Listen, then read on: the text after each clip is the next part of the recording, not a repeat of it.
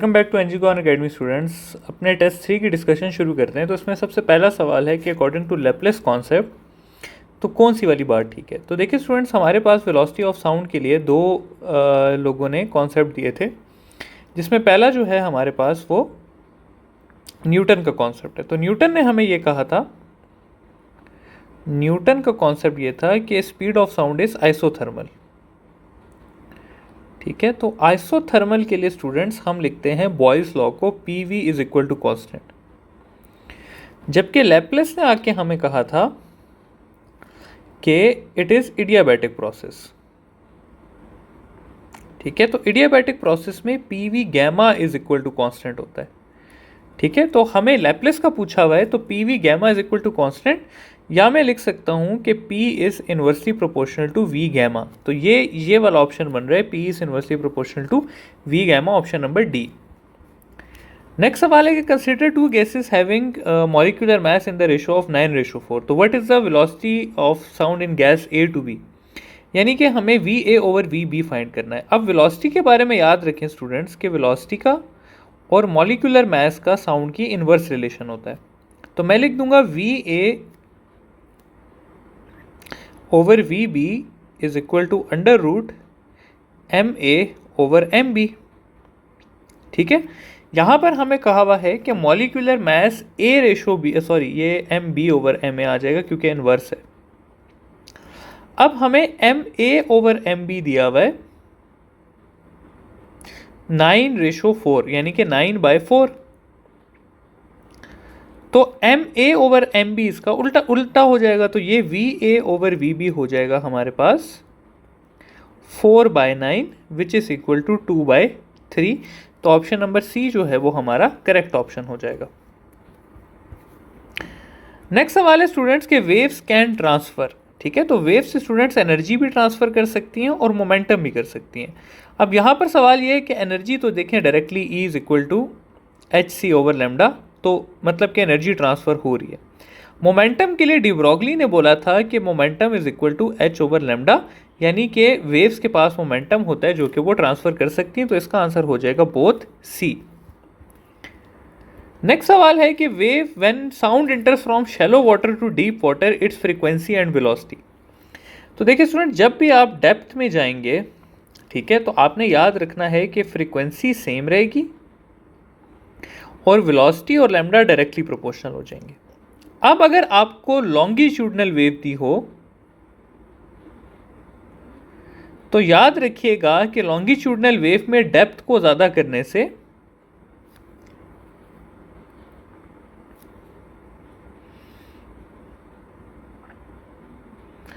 Depth को increase करने से वेलोसिटी इंक्रीज होगी, लैम्डा इंक्रीज होगा।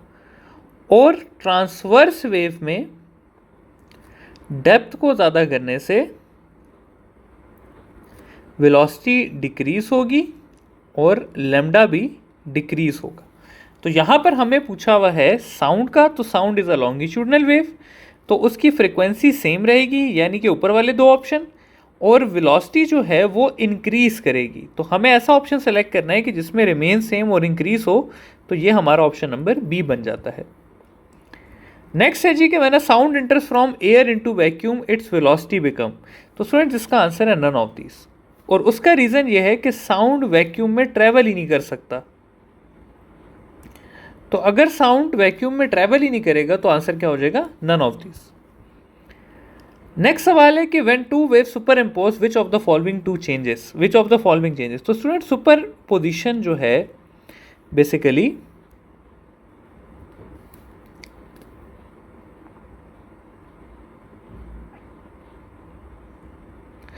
तो सुपर पोजिशन में हमारे पास इंटरफेरेंस आती है, बीट्स आती हैं, ठीक है, और स्टेशनरी वेव्स आती हैं। और इनमें जो चीज़ चेंज होती है ना स्टूडेंट्स, वो होती है हमारे पास एम्पलीट्यूड। तो ये बात आपने याद रखना है कि एम्पलीट्यूड चेंज होता है। तो इसका आंसर हो जाएगा सी, एम्पलीट्यूड। नेक्स्ट सवाल है कि if a wave source is change to a source that produces a wave of higher frequency then which of the following properties will also change. तो इसमें यह बोला हुआ है कि जब भी हम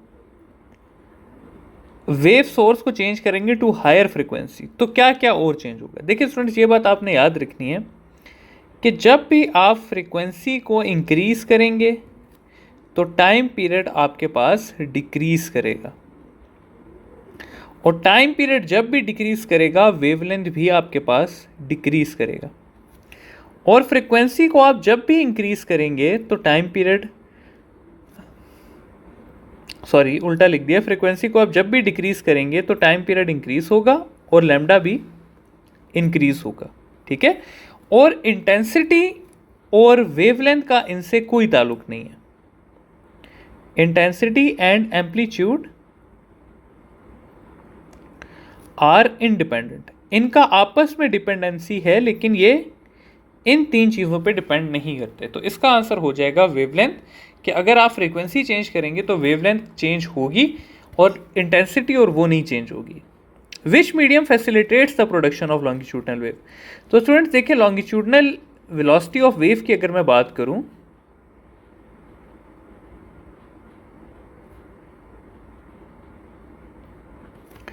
तो वेलोसिटी ऑफ वेव में हमारे पास ट्रांसवर्स वेव की वेलोसिटी आ जाती है और लॉन्गिट्यूडनल की आ जाती है।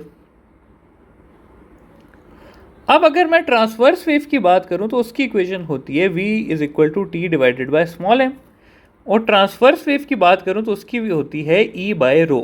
ठीक है, यानी कि ये e जो है ये मॉडुलस ऑफ इलास्टिसिटी है, और वेलोसिटी और मॉडुलस ऑफ इलास्टिसिटी का डायरेक्ट रिलेशन है, यानी कि जितना ज़्यादा हाई होगा उतनी ज़्यादा अच्छी वेलोसिटी होगी, यानी कि उतना ज़्यादा फैसिलिटेट होगा।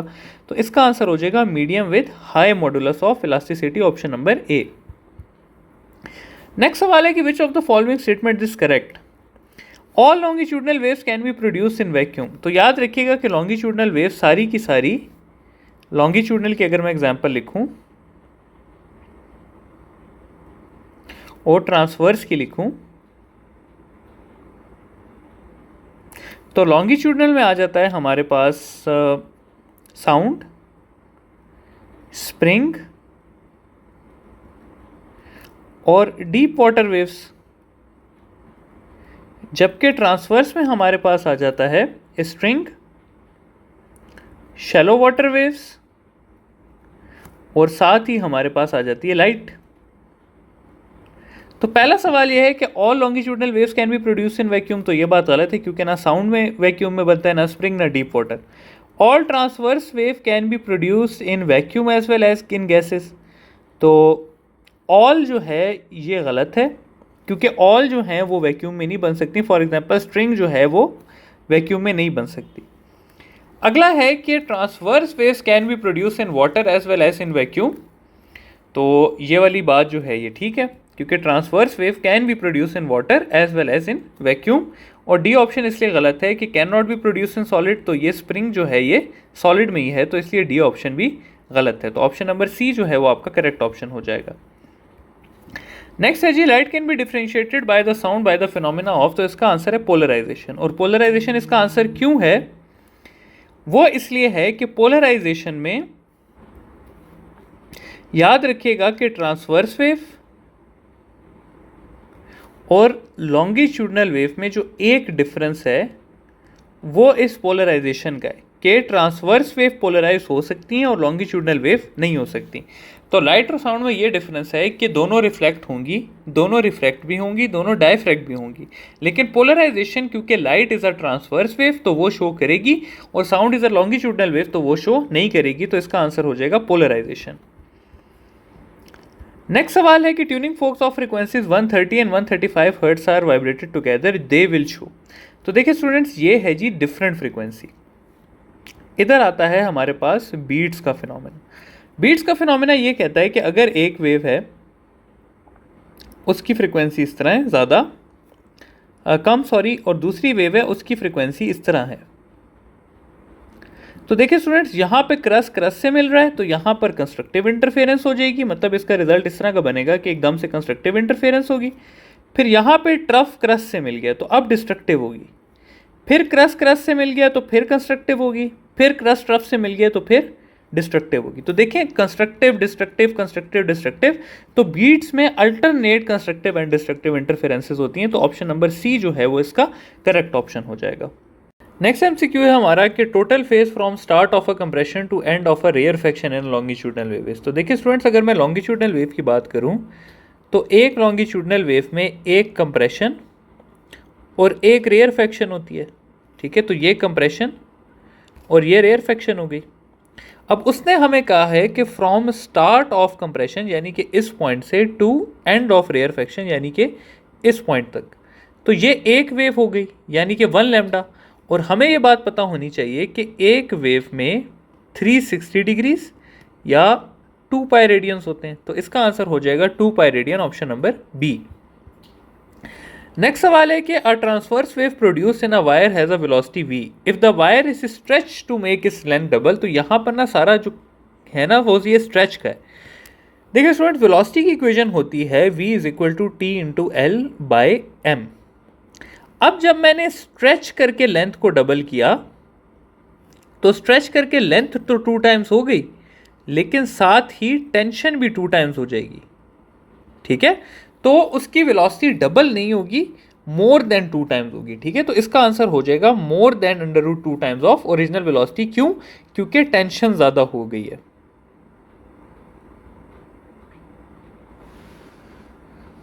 ठीक है, आगे चलते हैं, अगला सवाल देखते हैं। तो ये है कि tuning forks of different frequency F1 and F2 are vibrated together, F1 is greater than F2। तो ये चीजें साथ साथ लिखते हैं कि F1 is greater than F2।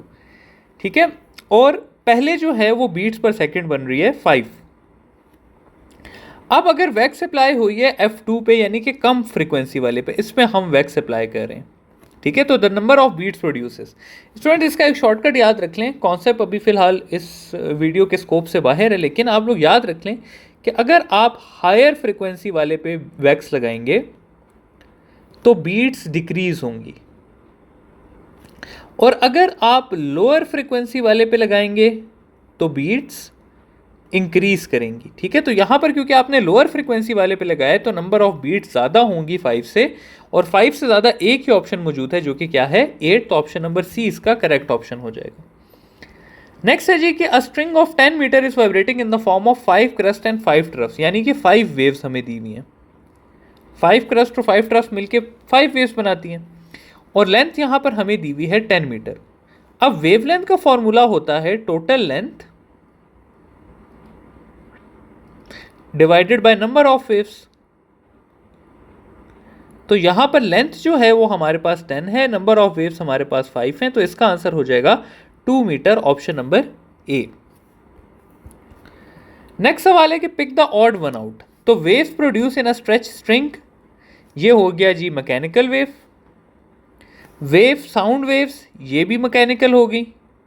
Spring waves, ये भी मैकेनिकल हो गया। लेकिन अगर हम लाइट वेव्स को देखें तो ये इलेक्ट्रोमैग्नेटिक वेव्स हैं, तो इसका आंसर हो जाएगा बी, लाइट वेव्स। नेक्स्ट सवाल है कि which of the following statement is correct about waves. All transverse are mechanical. तो ट्रांसफर सारी मैकेनिकल नहीं होती क्योंकि लाइट आ जाती है उसमें, और लाइट इज इलेक्ट्रोमैग्नेटिक, तो all transverse are not mechanical. अगला है ऑल मैकेनिकल आर ट्रांसफर्स। ठीक है, तो ये वाली बात भी गलत है क्योंकि सेम बात होगी, ऑल मैकेनिकल और नॉट ट्रांसफर्स, क्योंकि साउंड आ जाता है इसमें, साउंड ट्रांसफर्स नहीं है। All longitudinal waves are mechanical, तो ये बात ठीक है क्योंकि लॉन्गिट्यूडनल में साउंड आ जाता है, स्प्रिंग आ जाता है, ये दोनों क्या हैं, मैकेनिकल हैं। और all mechanical are not longitudinal क्योंकि इसमें स्ट्रिंग आ जाता है, स्ट्रिंग इज नॉट। तो ये वाले 3 ऑप्शन गलत हैं और सिर्फ ये सी ऑप्शन जो है ये हमारा करेक्ट ऑप्शन है। नेक्स्ट है जी which of the following formula can be use to calculate velocity of mechanical transverse wave. ठीक है, तो मैकेनिकल ट्रांसवर्स वेव ये वाली तो ऑल के लिए है, जितनी भी है ये सब के लिए है, तो ये वाली तो सब पे लगती है। दूसरी जो है वो आप लोगों ने ख्याल रखना है कि आपकी किताब में लिखा हुआ है t divided by small m, और स्मॉल m को इक्वल किया हुआ है कैपिटल M बाय L के। तो ये इक्वेशन चेंज होके हो जाएगी v is equal to T into L by M. तो अब देखें कि क्या ये t बाय कैपिटल M है, तो नहीं, ये t बाय स्मॉल m है। और क्या ये t into L by small M है? नहीं, ये t into L by capital M है। तो ये वाली दो इक्वेशंस गलत हैं और सिर्फ ए ऑप्शन जो है वो इसका करेक्ट ऑप्शन है। अगले सवाल की तरफ चलते हैं। तो अगला सवाल है कि number of waves in stationary loop depends upon. तो स्टूडेंट्स ये होता है F N is equal to N F one, यानी कि नंबर ऑफ लूप्स जो हैं वो डायरेक्टली प्रोपोर्शनल है किसके? फ्रीक्वेंसी ऑफ वेव के। तो ऑप्शन नंबर डी जो है वो करेक्ट ऑप्शन हो जाएगा। नेक्स्ट है जी कि Doppler effect is applicable on. तो students Doppler effect is applicable on all types of waves, ठीक है, चाहे साउंड हो, चाहे लाइट हो, चाहे कुछ भी हो। तो इसका आंसर हो जाएगा all of these, option number D. Next है जी कि colour of sky is blue due to. तो स्टूडेंट इसका आंसर है colour of sky is blue due to scattering of light. Scattering का याद रखिएगा आप लोग कि स्कैटरिंग जो है वो इनवर्सली प्रोपोर्शनल होती है वेवलेंथ के, यानी कि जिसका वेवलेंथ सबसे कम होगा उसकी स्कैटरिंग सबसे ज़्यादा होगी। तो क्योंकि ब्लू का वेवलेंथ सबसे कम है उसकी स्कैटरिंग सबसे ज़्यादा होती है और इसलिए वो आपके स्काई में फैल जाती है, ठीक है, और वो हमें ज़्यादा नज़र आती है। और अगर आपसे पूछा जाए कि colour of sea is blue due to, तो उसका आंसर है रिफ्लेक्शन ऑफ स्काई। जब आप देखेंगे तो आपको समान नजर आएगा रिफ्लेक्शन में, तो इसलिए पानी का कलर नीला नजर आता है और स्काई का कलर ब्लू क्यों है? ड्यू टू ये स्कैटरिंग ऑफ लाइट। नेक्स्ट सवाल है कि which of the following can not be polarise. तो अभी हमने पढ़ा था कि polarisation is a property of transverse wave only, ठीक है, और अल्ट्रासोनिक जो है वो होती है sound wave having frequency greater than 20,000। तो ये अल्ट्रासोनिक के अलावा बाकी सारी जो हैं वो लाइट वेव्स हैं और वो पोलराइज हो सकती हैं। तो ऑप्शन डी हमारा करेक्ट ऑप्शन हो जाएगा। नेक्स्ट है जी कि wavelength of sound made by the tuning fork of frequency. तो वेलोसिटी इक्वल होती है v is equal to F lambda. यहाँ पर हमसे लेमडा पूछा हुआ है तो v बाय एफ हो जाएगा। v हमारे पास है साउंड का 330 मीटर पर सेकेंड, फ्रीक्वेंसी यहाँ पे हमें दी हुई है 330 हर्ट्स। ये कैंसिल हो जाएगा और हमारे पास आ जाएगा ऑप्शन 1 मीटर, जो कि है हमारा ऑप्शन नंबर डी। नेक्स्ट है जी कि which of the following quantities doesn't change in vacuum if source of electromagnetic wave is changed. तो स्टूडेंट्स याद रखिएगा कि जब भी मीडियम सेम रहता है तो आपके पास वेलोसिटी सेम रहती है और फ्रीक्वेंसी और वेवलेंथ का इनवर्स रिलेशन हो जाता है। और जब भी मीडियम चेंज होता है तो फ्रीक्वेंसी सेम रहती है और वेलोसिटी और लेमडा का डायरेक्ट रिलेशन हो जाता है। तो यहाँ पे हमें कहा है कि वैक्यूम यानी कि मीडियम चेंज नहीं हो रहा, तो कौन सी चीज़ नहीं चेंज होगी? वेलोसिटी नहीं चेंज होगी, ऑप्शन नंबर सी। नेक्स्ट है जी कि Audible frequency range for bat. तो ये आपकी किताब में मेंशन है कि 1 से 120 हर्ट्ज, तो ऑप्शन नंबर ए इसका करेक्ट ऑप्शन हो जाएगा। नेक्स्ट है जी कि a car emitting a sound of frequency 550 hertz is revolving, यानी कि आपकी जो पर्सन है वो सेंटर में है और जो सोर्स है वो इर्द गिर्द इस तरह करके रिवॉल्व कर रही है। तो ये पूछा है बेसिकली कि चेंज इन फ्रीक्वेंसी क्या आएगा। तो इसमें फ्रीक्वेंसी के अंदर नो चेंज, क्योंकि दोनों की रिलेटिव वेलोसिटी सेम है। दोनों की रिलेटिव वेलोसिटी क्या है? 0 है, क्योंकि कोई किसी के रिस्पेक्टिव पे मूव नहीं कर रहा, डिस्टेंस नहीं चेंज हो रहा। तो डॉपलर इफेक्ट नहीं होगा।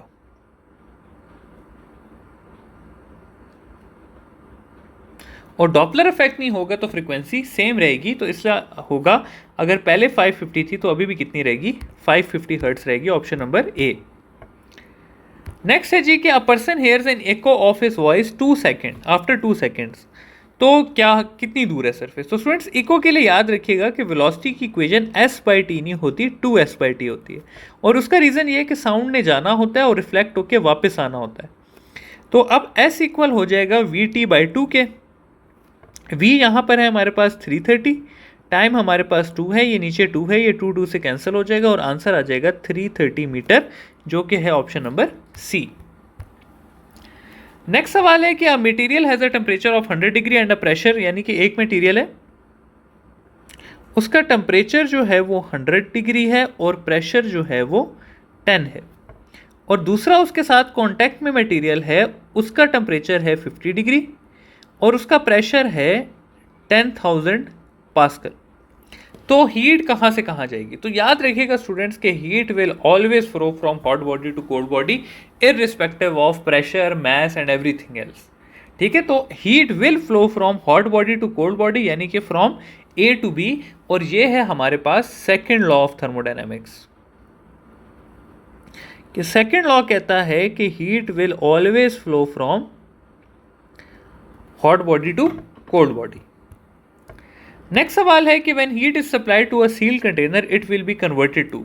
तो स्टूडेंट सील्ड कंटेनर का मतलब होता है कांस्टेंट वॉल्यूम, क्योंकि अगर वो सील्ड है तो इसका मतलब है कि उसकी वॉल्यूम नहीं चेंज हो सकती, और कांस्टेंट वॉल्यूम यानी कि आइसोकोरिक में वर्क डन जीरो होता है। अब फर्स्ट लॉ कहता है कि Q is equal to W plus delta U, यहाँ पर वर्क डन आपका जीरो हो गया तो Q हो जाएगा डेल्टा यू के इक्वल, यानी कि heat will be converted into internal energy, option number ए।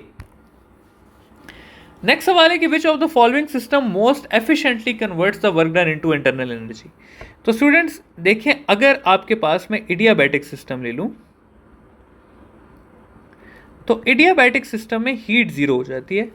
तो अगर हीट जीरो हो गई तो ये W प्लस डेल्टा यू हो गया, यानी कि W is equal to minus delta U, यानी कि जितना भी मैं वर्क कर रहा हूँ वो सारा का सारा किस में जा रहा है? इंटरनल एनर्जी में। तो एडियाबैटिक सिस्टम में क्या होता है कि वर्क आपका मोस्ट एफिशिएंटली कन्वर्ट होता है इनटू इंटरनल एनर्जी।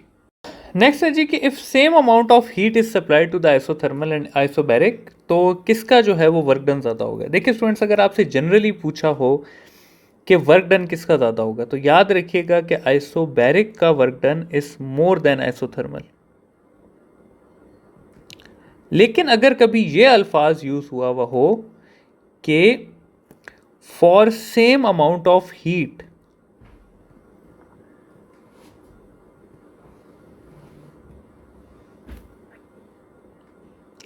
तो फिर याद रखिएगा कि आइसोथर्मल का जो है वो वर्क डन ज़्यादा हो जाता है आइसोबैरिक से। तो यहाँ पर क्योंकि ये अल्फाज मेंशन है कि for same amount of heat, तो आइसोथर्मल का work done will be more than isobaric, option number A. Next सवाल है कि heat capacity at constant pressure is more than heat capacity at constant volume because more heat is required to. तो देखिए student, Cp की equation होती है हमारे पास W plus delta U divided by m delta T, और Cv की value होती है delta U divided by m delta T. तो यहां पर अगर आप देखें तो ये एडिशनल वर्क डन हो रहा है। ठीक है, वर्क डन एडिशनल है जिस वजह से Cp is greater then Cv, तो इसका आंसर हो जाएगा additional work done, option number A. Next सवाल है कि maximum amount of heat is required in. तो स्टूडेंट्स, अगर मैं -10 डिग्री आइस को कन्वर्ट करूं तो इसके लिए जो हीट चाहिए होगी वो होगी Q is equal to MC delta T. यहाँ पर मैस आ जाएगा मेरे पास 1, C आइस का यूज़ कर लूँगा 2100 और T हो जाएगा 10, तो ये हो जाएगा 21000 जूल। अगर 1 kg आइस को इनटू वाटर करना है तो ये हो जाएगा मेरे पास ml, ये हो जाएगा 1 और इसके लिए आ जाएगा 336000, तो ये हो जाएगा 336000। फिर अगर वाटर को स्टीम में कन्वर्ट करना है तो ये हो जाएगा m इंटू सी हो जाएगा 4200 इंटू डेल्टा टी हो जाएगा 100, जो कि हो जाएगा 420000, और finally 1 kg water into ice, तो सेम ही हीट लगेगी ये वाली। तो इन तीनों में से अगर मैं कंपेयर करूं तो ये जो है ये सबसे ज़्यादा है, तो ये हो जाएगा heating 1 kg water from 0 degree Celsius to 100 degree Celsius. Next है जी, select the correct option for heat capacity. तो याद रखें स्टूडेंट्स के Cp तो Cv से ग्रेटर होता है, ये भी हमने पढ़ भी लिया। याद रखें कि आइसोथर्मल का C होता है इनफाइनाइट, क्योंकि आप जितनी भी हीट देते रहें टेम्परेचर ज़्यादा नहीं हो सकता, और एडियाबैटिक का होता है 0, यानी कि आप हीट दे ही नहीं सकते। तो इस हिसाब से सबसे ज़्यादा आइसोथर्मल है। फिर आपके पास आइसोबैरिक है, फिर आपके पास आइसोकोरिक है और फाइनली आपके पास इडियाबैटिक है। तो ये डी ऑप्शन जो है ये आपका करेक्ट ऑप्शन हो जाएगा। नेक्स्ट है जी कि increasing the temperature will cause increase in internal energy because increase in temperature of the substance will cause increase in kinetic energy. देखिए स्टूडेंट्स, नेक्स्ट क्वेश्चन है कि device use to measure a very high temperature is. तो students ये आपकी book की line है कि it is called as calorimeter. ठीक हो क्या? नेक्स्ट क्वेश्चन है कि which of the following is most rapid. तो याद रखिएगा स्टूडेंट्स कि अगर स्लो लिखा होगा तो वो आइसोथर्मल होगा और अगर रैपिड लिखा होगा तो वो इडियाबैटिक होगा, और कहीं पे भी अगर सील्ड कंटेनर लिखा हुआ तो वो आपके पास आइसोकोरिक होगा। नेक्स्ट सवाल है कि work is done on thermally insulated container, this will appear in form of. तो स्टूडेंट्स यहां पर हमें थर्मली इंसुलेटेड को समझने की जरूरत है। तो थर्मली इंसुलेटेड एक ऐसा सब्सटेंस होता है जिसमें ना ही हीट इंटर कर सकती है और ना ही हीट एस्केप कर सकती है। ठीक है, तो हीट ना ही इंटर करेगी और ना ही एस्केप करेगी, तो ये होगा इडियाबैटिक। और इडियाबैटिक में students Q is equal to W plus delta U होता है। Q हमारे पास 0 हो जाएगा, तो ये हमारे पास हो जाएगा W प्लस डेल्टा U, यानी कि इडियाबैटिक प्रोसेस में heat will appear in form of, तो इसका आंसर होगा internal energy. Work will appear in form of internal energy. Next सवाल है कि current passing through an electrical wire. तो इसमें बेसिकली हमसे पावर का पूछा है। तो स्टूडेंट्स पावर इक्वल होती है हमारे पास हीट डिवाइडेड बाय टाइम, और हीट हमें वायर की पता है इक्वल होती है I स्क्वायर RT के। ये T इस T के साथ कैंसिल हो जाएगा और हमारे पास पावर बचेगी I स्क्वायर R। तो देखें यहां पर लिखा हुआ है रेट ऑफ हीट डेसिपेशन, तो power is equal to rate of heat dissipation which is equal to I square R। नेक्स्ट सवाल की तरफ चलते हैं। तो नेक्स्ट सवाल है हमारा कि which of the following is fastest method of heat transfer. तो स्टूडेंट्स अगर हम मेथड्स ऑफ हीट ट्रांसफर को पढ़ें तो 3 मेथड्स होते हैं, कंडक्शन, कन्वेक्शन और रेडिएशन।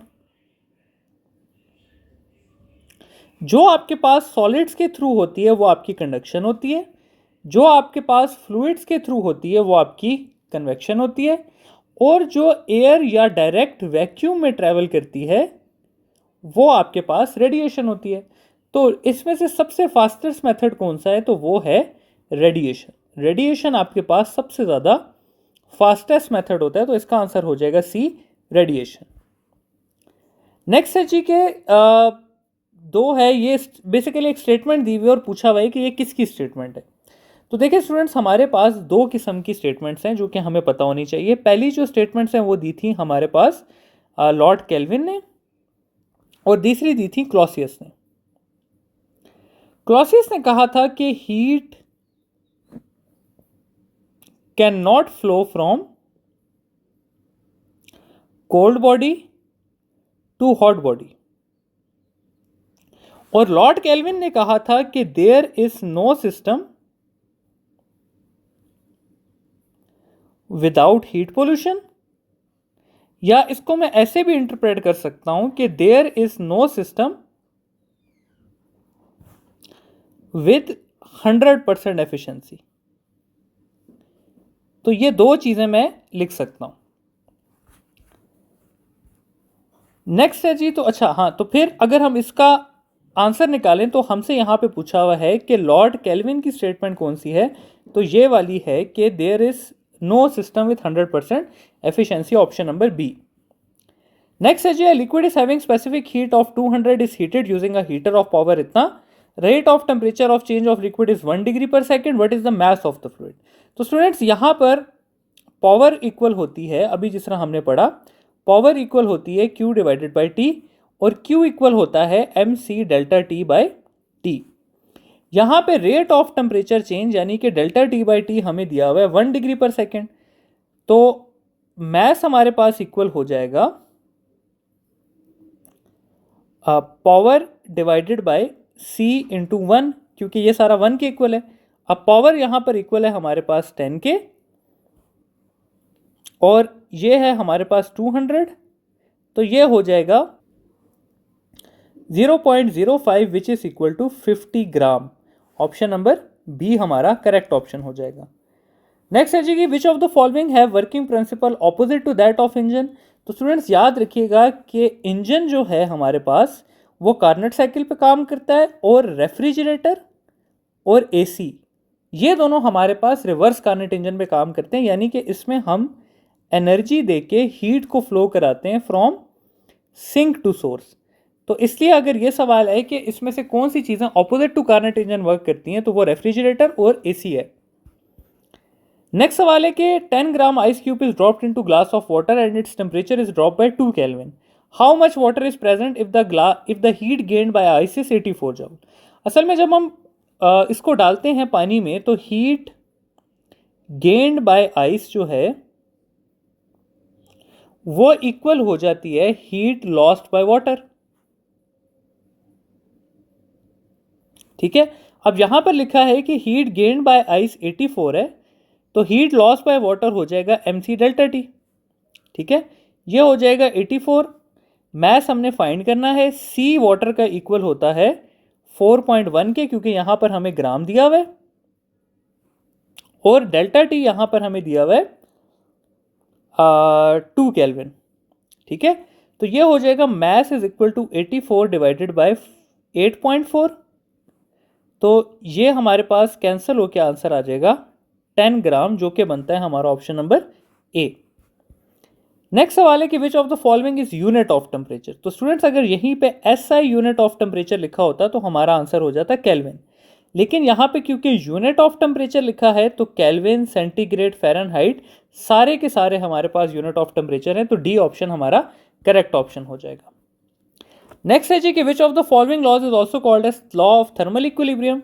तो स्टूडेंट्स इसका आंसर है 0th law of thermodynamics is called as law of thermal equilibrium. और 0th लॉ कहता क्या है कि देयर नो हीट फ्लोज